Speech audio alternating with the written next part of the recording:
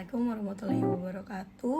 Om Swastiastu, Namo Buddhaya, salam kebajikan, salam sejahtera untuk semuanya. Saya Adinda Sindika Wicaksana. Dalam video pembelajaran ini guna untuk melengkapi tugas ujian akhir semester saya dengan membahas salah satu pilar komunitas ASEAN, yaitu ASEAN Socio-Cultural Community atau ASCC, dengan aspek Indonesia dengan ASEAN dan kemungkinan prospek ke depan dari kebijakan luar negeri Indonesia di kawasan Asia Tenggara. Asia Tenggara diperkirakan memiliki populasi mencapai 679 juta jiwa dengan jumlah penduduk yang besar. Kawasan ini kaya akan beragam budaya, identitas, dan warisan yang mencakup pada bahasa, kuliner, musik, dan juga tradisi. Maka dari itu, kita harus melestarikan dengan baik, jika tidak akan mengakibatkan identitas budaya yang terkikis. Ya, sebagai contohnya aja, pada Indonesia mempunyai banyak sekali ragam dan budaya. Begitu juga dengan kuliner. Kuliner juga di Indonesia sangat banyak sekali. Di setiap daerah pasti mempunyai ciri khas kulinernya masing-masing. Maka dari itu sayang sekali jika suatu negara tidak melestarikan budayanya sendiri. Maka dari itu ASCC ini mempunyai tujuan untuk mengoptimalkan potensi penuh masyarakat ASEAN dengan mempromosikan pembangunan yang inklusif, berkelanjutan, dan berfokus pada kepentingan rakyat yang lebih difokuskan dalam ekonomi global, pendidikan, dan sumber daya alam. Kita lanjut ke tujuan ASCC.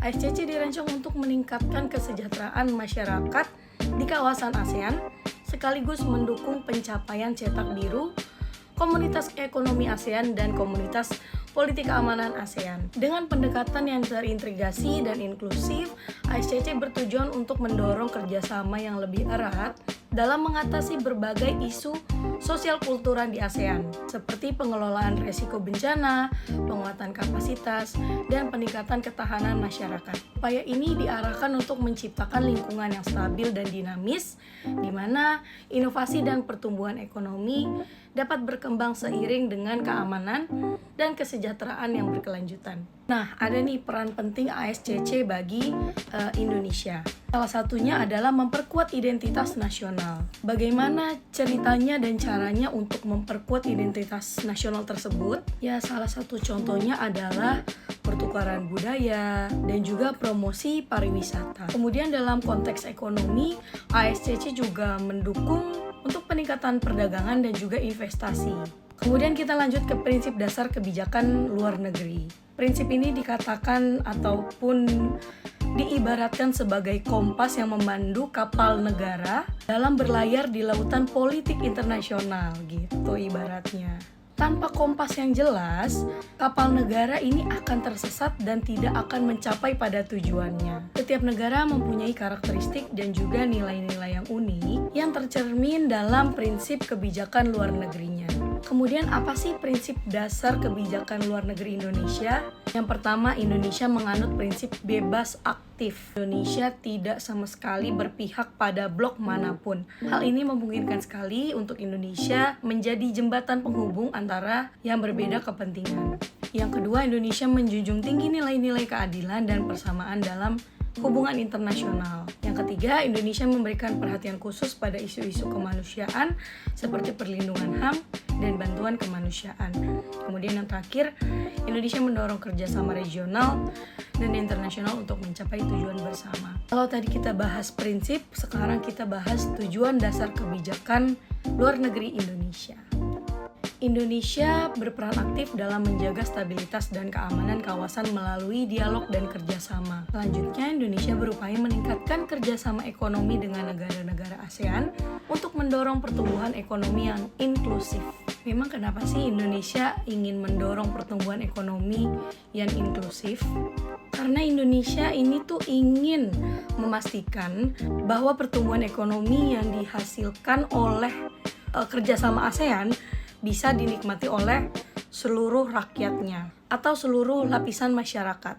Maka dari itu dibutuhkannya pembangunan berkelanjutan yang inklusif.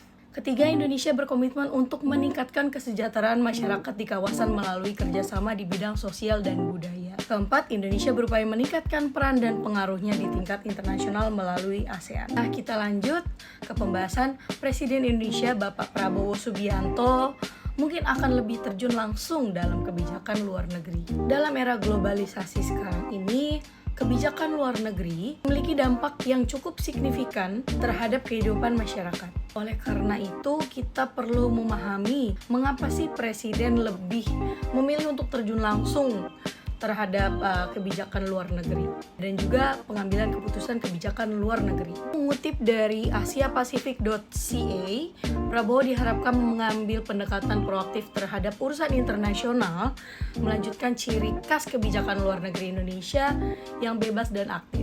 Pendekatan ini memastikan otonomi strategis dan mempromosikan partisipasi aktif dalam diplomasi global. Kemudian pada bulan September kemarin, Bapak Prabowo sebagai Menteri Pertahanan memulai lawatan ke seluruh Asia Tenggara, mengunjungi mitra-mitra utama termasuk Filipina, Thailand, dan Ketua ASEAN 2025 yaitu Malaysia, untuk menegaskan solidaritas Indonesia dan memposisikan negara tersebut sebagai pemimpin regional di Asia. Nah, aku juga mengambil kutipan dari eastasiaforum.org.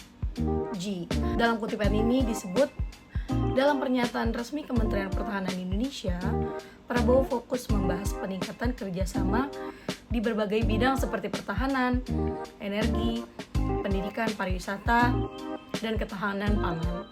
Dalam pertemuan ini, Prabowo menegaskan keinginan untuk memperkuat industri pertahanan Indonesia melalui transfer teknologi Rusia dan membuka peluang bagi personel militer Indonesia untuk belajar di Rusia. Yang sudah kita ketahui adalah Bapak Prabowo memang orangnya itu lebih ke militer karena beliau pun ini pensiunan TNI Angkatan Darat. Tidak menutup kemungkinan bahwa memang penting sekali untuk membuat pertahanan Indonesia ini lebih kuat.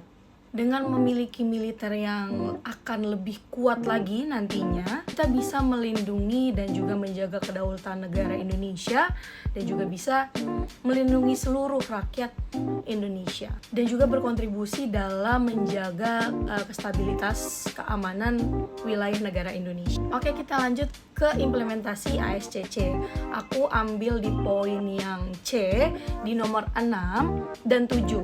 Nomor 6 bunyinya mendorong pembangunan kapasitas secara terus-menerus untuk peningkatan ekosistem dan sumber daya alam. Indonesia akan terus mendorong pengembangan pariwisata yang berkelanjutan dan inklusif.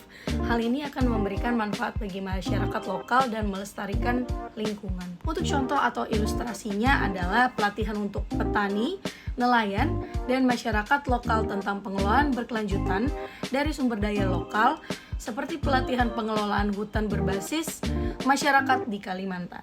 Untuk poin yang nomor 7, ini mempromosikan kerjasama dalam manajemen lingkungan berkelanjutan, ekosistem dan sumber daya alam melalui pendidikan lingkungan, keterlibatan komunitas, dan juga penjangkauan publik. Indonesia secara aktif menyelenggarakan program pertukaran pelajar dan dosen dengan negara-negara ASEAN, seperti program Dharma Siswa dan Sea Teacher. Selain itu, penyelenggaraan berbagai festival budaya dan pertunjukan seni juga menjadi sarana untuk memperkenalkan budaya-budaya Indonesia kepada masyarakat ASEAN.